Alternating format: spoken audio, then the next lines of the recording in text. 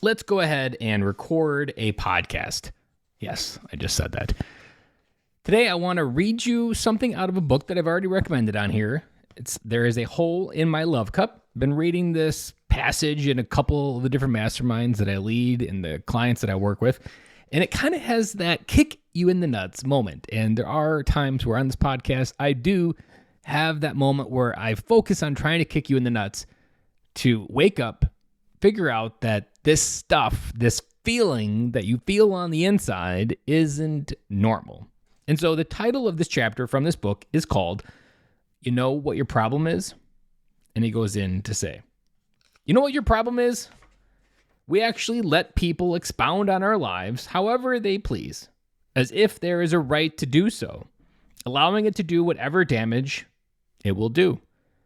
But what do you know the only true answer to that question is? There really is only one answer. Deep down, if you are reading this book, if you are at the point of your life of never-ending malice, lack of clarity, depression, unrest of the soul, and or anxiety, then there is only one answer to the question of, you know what your problem is? I'm going to tell you right now what your real problem is. Your problem is that you actually believe you have a problem. You believe something is inherently wrong with you, or rather, you believe you are the problem. You've been taught to believe that who you really are is innately flawed, problematic, irrelevant, or to be hidden and even destroyed. And nothing could be further from the truth. Your problem is the rock-solid belief in your own flawed nature, that at the heart of it, you've been sold a grand lie. There is never anything wrong with you, not good enough, or just plain cuddly. You came out of the womb believing you are no good. No, that's a taught belief. The belief in your own unworthiness is the one grand lie of your life that was implanted in you by someone else.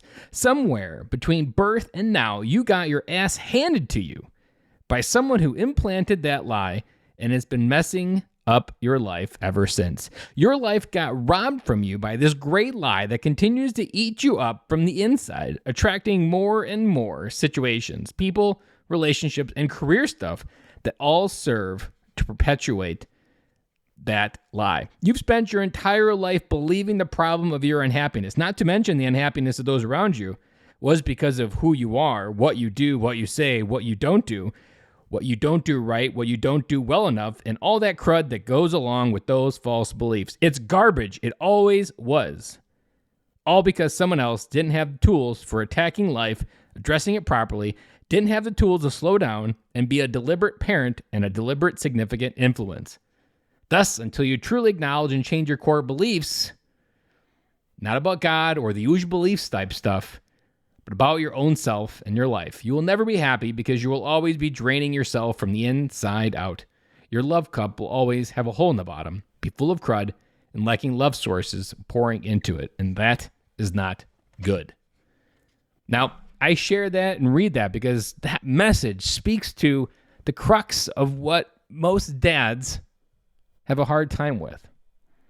If you've been a long time listening to the podcast, you know that the idea of working through this stuff, going into the dark areas, and finding all the things that hold you back. If you do all of those things, if you can be with those things, then your life might change. But the problem is we don't like to be with any of this.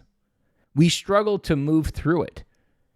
I say this chapter is particular, and that passage hit me in the nuts because it's a core part of my story. I started this freaking journey because I thought there was something wrong with me. I started a pursuit of knowledge to figure out what the fuck is wrong with me. Why don't I feel like everybody else? Why do I feel a certain way? Why do I have to do these things? Why are the results in my life any less perfect than everybody else's? For the pursuit of what's not perfect. The pursuit to be a better dad may look surface level, and a lot of it is surface level. But at the core inner belief, if you've struggled to identify, find love, find a healthy marriage, find healthy sex life, if you struggled with that, there's a good portion good chance that that passage, that belief that there is something inherently wrong with you and that your problem, your only problem that you've ever had, is that you believe you have a problem. Think about that. Pause. Breathe it in. The problem isn't that we are the problem. The problem is that we have a belief that we are the problem.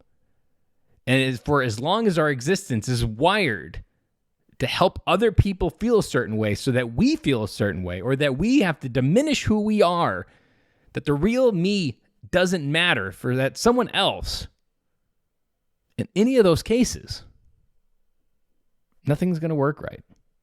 The results in your life are going to be proof positive of what you're going through. And it's not going to get better.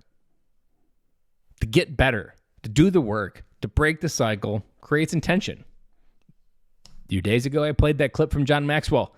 No one intentionally went uphill. You have to live an intentional life. You have to intentionally do the work in the right areas to heal and break those generational wounds of trauma. To do this in a way that helps you get better. If this message, if this audio, if this part of this book resonated, one, simply go out and buy this book. Literally is my new Bible, second to the Bible. Two, if you want to have a phone call, let me know. I'm an open book. This is the kind of stuff that I work with dads every single day. And what feels like an impossible truth for you to understand, for a man who's walked it, who's worked with men, I know where to look. And that often is the number one problem when you're trying to work with things like this. Guys, if you want to take me up on that offer, send me an email, ben@bencloy.com, or head over to bencloy.com. And there is also a link in the upper right-hand corner for a free Design Your Legacy call to break your cycle and to create an intentional life where you intentionally decide to go uphill and figure out who you could become if the real you was allowed to stand up, be you, and represent yourself as the strongest version of yourself to the world. That's all I have for you today, and I'll be back again with you guys tomorrow.